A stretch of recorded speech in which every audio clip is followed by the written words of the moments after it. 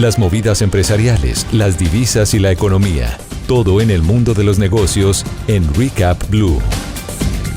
Bienvenidos a este recap a los negocios Blue, el espacio de Data y FX dentro de Recap de Blue Radio con las noticias económicas más importantes del día.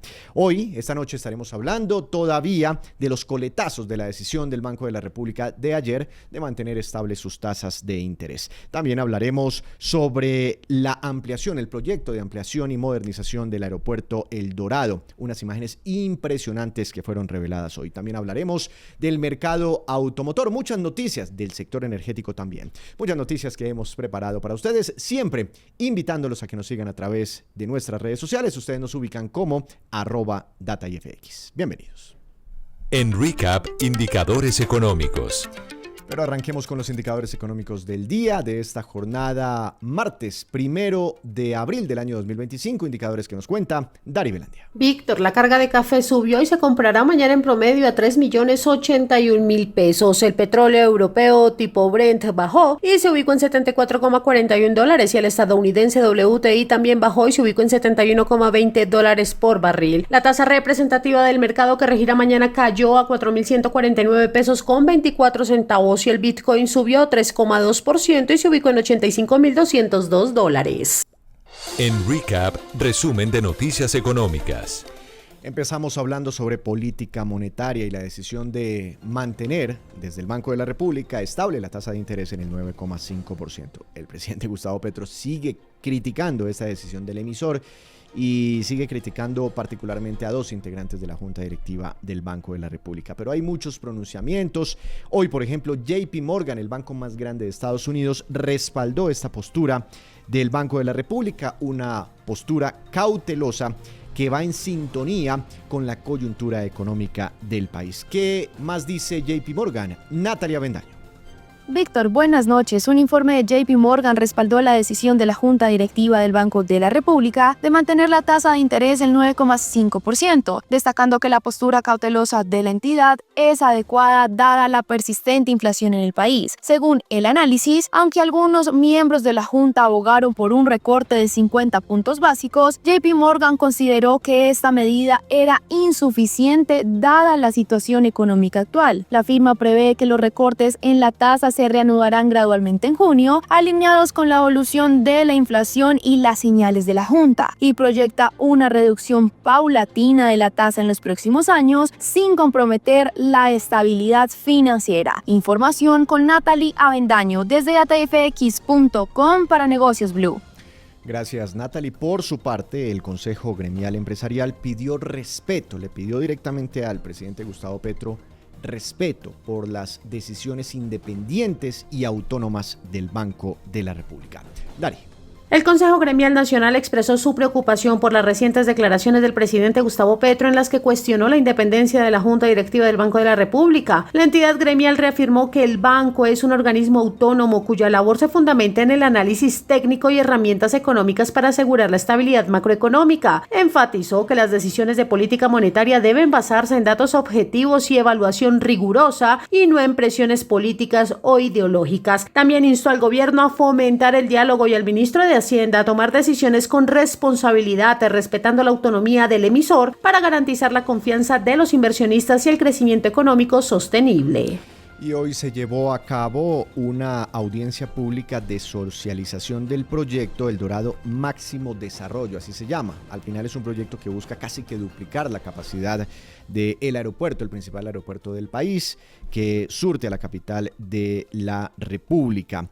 La iniciativa está dirigida a aumentar su capacidad desde los 40 millones de viajeros movilizados por año, que es la capacidad actual, y subir esa capacidad casi a 73 millones de viajeros por año. La explicación con el vicepresidente de estructuración de la Agencia Nacional de Infraestructura, Luis Eduardo Acosta.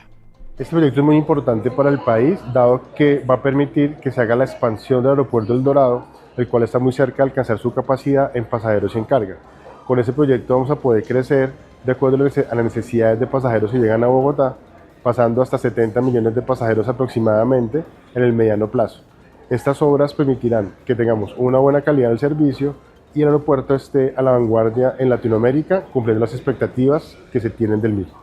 El cronograma propuesto por el originador, que está siendo revisado actualmente por la agencia, propone que en el transcurso de este año se termine la evaluación técnica, financiera y jurídica de los documentos presentados en etapa de factibilidad por el originador, para luego comenzar las aprobaciones ante las entidades nacionales como son DNP, Ministerio de Hacienda y Crédito Público y Ministerio de Transporte, que permitan lograr la aprobación hacia finales del primer trimestre del año 2026 para así dar apertura a este proceso que permitirá en el segundo semestre del año entrante adjudicar el proyecto. De acuerdo al cronograma vigente, se estima que el contrato iniciará etapa de preconstrucción durante todo el año 2027-2028, lo cual permitirá ver las nuevas obras a partir del año 2029, que se estima estén terminando hacia el año 2035.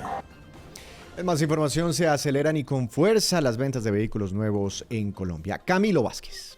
Buenas noches, Víctor. El sector automotor en Colombia registró un notable desempeño en marzo de 2025 con 18.347 unidades matriculadas, un aumento del 37,5% respecto al mismo mes de 2024. El crecimiento fue impulsado por un fuerte aumento en los vehículos eléctricos, que crecieron un 264,5%, y los híbridos, que aumentaron un 47%. Las ciudades con mayor crecimiento fueron Manizales, Ibagué y Neiva. En el acumulado de enero a marzo, las matrículas crecieron un 23%, alcanzando 49.846 vehículos. Las marcas con mayor participación fueron Renault, Kia y Toyota, mientras que los modelos más matriculados fueron la Toyota Corolla Cross, Renault Duster y Mazda CX-30. Camilo Vázquez de datayfx.com para Negocios Blue. Reacciona Eduardo Bisbal, vicepresidente de Comercio Exterior y del sector automotor de FENALCO. Hay que destacar nuevamente el crecimiento de los vehículos eléctricos con más de un 260%, al igual que el de los vehículos híbridos con más de un 40%. Esperamos que este año continúe muy bien y con el remate en noviembre del Salón del Automóvil vamos a romper todos los récords de antaño. Hasta aquí este primer bloque de noticias económicas. Yo vuelvo más adelante con ustedes y con información muy relevante sobre el sector energético en el Caribe colombiano. Las movidas empresariales, las divisas y la economía. Todo en el mundo de los negocios en Recap Blue. Volvemos. Ahora vamos a hacerle un recap a nuevos problemas o nuevas presiones para el sector energético de nuestro país. Y un tema muy importante, sobre todo para aquellos usuarios o gran parte de los usuarios del Caribe colombiano. En Recap, los personajes del mundo económico. Y para hablar de esta nueva advertencia, de este nuevo llamado de atención, quiero saludar a esta hora de la noche al doctor Alejandro Castañeda, quien hace este llamado, quien eleva su preocupación. Él es el presidente ejecutivo del gremio ANDEC. Preocupación ante la Superintendencia de Servicios Públicos de nuestro país. Doctor Castañeda, buenas noches. Bienvenido a Negocios Blue. ¿Cómo ha estado? Víctor, buenas noches, un saludo para usted y todas las personas que nos escuchan y nos ven. Doctor Castañeda, ¿cuál es el llamado de atención que hacen ustedes hoy a la Superintendencia de Servicios Públicos relacionado con Aire, ¿no? Que es una empresa recientemente intervenida por el gobierno nacional. Pues Víctor, mire, como usted bien lo dice, esto es una empresa sobre la cual el gobierno nacional tomó posesión de la misma en el mes de septiembre, es decir, ya llevamos casi 7 meses desde que el gobierno tomó decisión de intervenirla. ¿Por qué tomó la decisión? Porque la empresa no estaba bien desde el punto de vista financiero y antes de que la empresa, digamos que entrara en un proceso mucho más complejo financieramente, el gobierno dice, mire, yo tengo que preservar el servicio en la región Caribe, particularmente en el Atlántico, Magdalena y Guajira, y antes de que esto se degrade más, yo tengo que intervenirla. Hasta ahí todo perfecto. Sí. ¿Qué ha pasado desde la intervención hasta hoy? Pues ha pasado algo pues que es grave y es por eso que estamos haciendo el llamado a la superintendencia, y es que digamos que las obligaciones que tiene la empresa frente al sector eléctrico no las ha venido cumpliendo, y esas obligaciones a hoy ya estamos digamos en una deuda cercana a los 2 billones de pesos, por encima de los 1.5 billones de pesos, y frente al sector termoeléctrico, que es el que nosotros representamos, ya esa deuda está del orden de 1.2 billones de pesos. ¿Por qué es la deuda? Pues porque ellos tienen que comprar energía y también se le proveen unos servicios desde el punto de vista de transmisión y otro tipo de cosas particulares en generación, y ellos digamos que dejaron de pagar esas cuentas desde el mes de noviembre, sobre lo cual digamos hicieron algunos acuerdos de pago para noviembre y diciembre, pero desde ahí no volvieron a pagar. ¿Y por qué el llamado a la superintendencia? Para entenderlo un poquitico, doctor Castañeda, es decir, ustedes las generadoras térmicas le siguen vendiendo energía a esta compañía, a Aire, que es la energía que toma Aire y la lleva al usuario final, ¿no? Así más o menos funciona esta cadena de cara al usuario. Correcto. Ok, perfecto. Pero entonces ustedes le están vendiendo la energía, pero Aire no se las está pagando a ustedes los generadores térmicos. Así es, exactamente. Nosotros seguimos proveyendo la energía, le estamos vendiendo energía a través o de la bolsa, digamos que fue bastante la venta de energía en la bolsa, es decir, en las compras del día a día entre los meses de noviembre, diciembre y enero, y a partir de febrero la gestión del agente interventor anterior logró que la empresa se contratara un poco más y luego a través de contratos pues se ha venido proveyendo esa energía. Entonces, digamos, lo complejo acá es que se sigue vendiendo la energía, se sigue entregando precisamente para que la región Caribe no se apague, estos departamentos que hablábamos anteriormente, pero no hay un pago de Aire hacia acá. Y ahí es donde viene el llamado al superintendente, porque usted dice, bueno, listo, ¿y por qué la empresa no paga? Pues la empresa no paga porque tiene un problema financiero desde antes de la intervención, y eso se sabía y por eso se tomó en posesión. Aquí el llamado al superintendente es, oiga, usted tiene que gestionar los recursos para que esto no se apague, para que efectivamente la empresa continúe prestando el servicio, porque ese es el motivo principal de una intervención. Solamente por poner un ejemplo, cuando se intervino Electricaribe en el año 2017, el gobierno a través de la superintendencia tuvo que nutrir el fondo empresarial que maneja la superintendencia más o menos en unos 2 billones de pesos durante 2 años para seguir honrando las obligaciones y los compromisos de esa empresa con el resto de empresas del sector. Si no, la cadena, como usted lo explicaba anteriormente, se va a comenzar a ver afectada y un problema que era particular de una región y de una empresa se nos puede volver un tema financiero mucho más gordo al resto de empresas del sector. En mi vida cotidiana, doctor Castañeda, pues si yo tengo contratado un servicio y la empresa me lo presta, ¿sí? Y yo no pago, pues en algún momento me corta el servicio. ¿Qué puede pasar en este caso? Pues mire que ese es precisamente el motivo del problema, y es que la misma superintendencia y antes el ministerio, pero se dio cuenta, digamos, de la gravedad de la situación, cuando estaba el ministro Camacho anteriormente, ellos habían sacado un decreto que decía que así la empresa intervenida no pagara, tenía que seguir dando la energía y entregándola a Aire y al sistema. Después, la Superintendencia de Servicios Públicos, con base en ese mismo criterio, sacó una circular. Y por eso hoy con esa circular, XM, que es el que administra todo este sector eléctrico colombiano, no, digamos que nos sigue despachando, que significa que seguimos vendiendo la energía, así la empresa no pague. Entonces eso es lo complicado, que el superintendente con esa circular lo que está, digamos, es avalando un mal comportamiento de las empresas, porque como le digo, en la ley nunca dice que nadie le tenga que regalar un bien a otro. En ningún sector económico del país eso sucede. Entonces el problema de esto es que nos puede llevar como una bola de nieve a acumular deudas hasta un punto en el cual las empresas generadoras pueden decir, mire, qué pena, pero en lugar de reventarse Aire, me reventé yo. Yo no puedo seguir, digamos que comprando, por ejemplo, gas natural importado, que es con lo que generan las térmicas en la región Caribe. O no puedo seguir comprando carbón, o definitivamente me reventé y no puedo continuar el servicio. Pero ustedes obligatoriamente así no le paguen, ¿ustedes tienen que seguir suministrando la energía a Aire? Ese es el punto. Eso no está dentro de la ley así. Pero este gobierno, a través de esa circular de la superintendencia, digamos que complicó más la situación. Porque para ponerle un ejemplo, ¿qué se hacía anteriormente cuando una empresa de distribución no pagaba?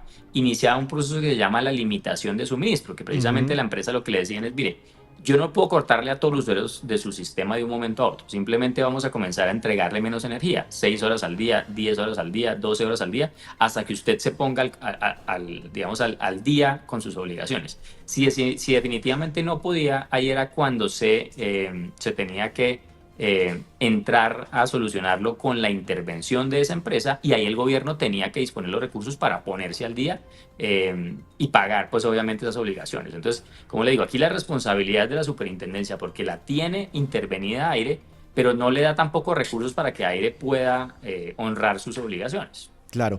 Entonces, de esta forma y con esta medida, digamos que Aire puede seguir funcionando de manera artificial, porque ustedes están obligados a venderle la energía a Aire, que después Aire lleva a sus clientes. Pero se está generando un riesgo financiero para ustedes, las generadoras, por lo que le entiendo.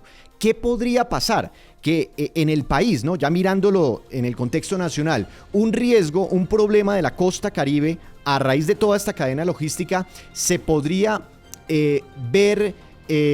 digamos, no sé cuál sea la palabra, irrigado hacia todo el territorio nacional? Sí, Víctor, ese es el gran riesgo que se tiene, porque como te decía anteriormente, un problema que era particular de una empresa, que es Aire, que atiende 3 departamentos, que no es menor, que es un problema grande, porque como te digo, atiende el Atlántico, atiende el Magdalena, atiende la Guajira, se nos puede convertir en un problema de riesgo sistémico para todos, porque claro, si yo no comienzo a recibir o si me pagan menos sistemáticamente, la deuda se vuelve tan grande que se vuelve manejable para las generadoras y en algún momento esas generadoras pueden levantar la mano y decir, mire, qué pena, pero yo no tengo plata para comprar más gas importado, por ejemplo, o para comprar carbón y no puedo generar. Entonces nos vuelve un problema nacional esa situación y eso es lo complejo. Y la solución, doctor Castañeda, ya para terminar, es que paguen el 1,2 billones de pesos, sí, o que hagan un abono de cuánto o qué. Pues mire, como lo mencionaba yo esta mañana, creo que aquí el problema es que hasta el momento pues nos están debiendo casi 4 o 5 meses de esas ventas de energía. Aquí lo importante es que el gobierno diga, ok, yo ya me puse la camiseta, voy a hacer, digamos, que todas las gestiones con el Ministerio de Hacienda, que la superintendencia se siente con el Ministerio de Hacienda y con el Ministerio de Minas y organicen cómo va a ser ese esquema de pagos hacia adelante. Hay formas de hacerlo, digamos, en 2017, por ejemplo, el gobierno nacional tomó una decisión de darle garantía a ese fondo, una garantía de la nación a ese fondo empresarial de la superintendencia y con eso, por ejemplo, salió a endeudarse ese fondo y poder pagar las deudas. Es decir, hay formas desde el punto de vista financiero y desde el punto de vista de funcionamiento del Estado que le pueden permitir a la superintendencia solventar esa situación. Entonces, hay que hacer gestiones, que esto no es un tema de simplemente intervenirlas y creer que todo se soluciona, porque fíjese, Víctor, que eso es lo mismo que está pasando en salud, que se intervienen las empresas, pero no se tiene una estrategia para solucionar el problema. Y es lo mismo que nos está pasando aquí con Aire. Se intervino la empresa, pero no se tenía claridad de cómo solucionar el problema financiero en el que estaba metida esa compañía. Pues entiendo entonces la preocupación, doctor Castañeda, de las generadoras térmicas de energía por esta enorme deuda que ahora tiene, que acumula Aire con ustedes y ese riesgo que se puede volver generalizado para todo el país. Estaremos muy pendientes de esta situación. Muchas gracias, que tenga una feliz noche. A usted, Víctor, por la invitación, muy amable. Noticia muy importante, entonces, que no tendría que ver únicamente con el Caribe colombiano. Vuelvo con ustedes, sigan con más programación.